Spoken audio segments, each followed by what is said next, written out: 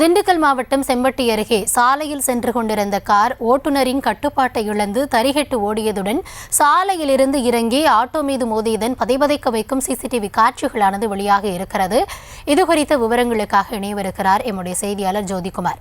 ஜோதிகுமார், வணக்கம். இந்த விபத்தானது எப்பொழுது நடைபெற்றது? இந்த விபத்துல காயமடைந்தவர்களின் நிலை எவ்வாறு இருக்கிறது? இது குறித்த விவரங்களை வழங்கலாம். மைக்கேல்பாளையத்தைச் சேர்ந்தவர் இருதயம் என்பவர் நேற்று தனது காரில் திண்டுக்கல்லில் இருந்து மைக்கேல்பாளையத்தில் உள்ள தனது வீட்டிற்கு சென்று கொண்டிருந்தார்.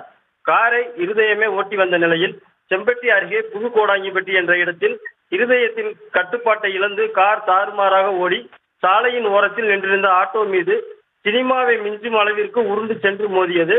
இதில் ஆட்டோவில் அமர்ந்திருந்த செம்பட்டி அடுத்துள்ள கூலம்பட்டியைச் சேர்ந்த வாசுகி என்பவர், முருகேசன் ஆகிய இருவரும் பலத்த காயமடைந்தனர். வாசுகி மீது ஆட்டோ விழுந்து உடல் நசுங்கியது.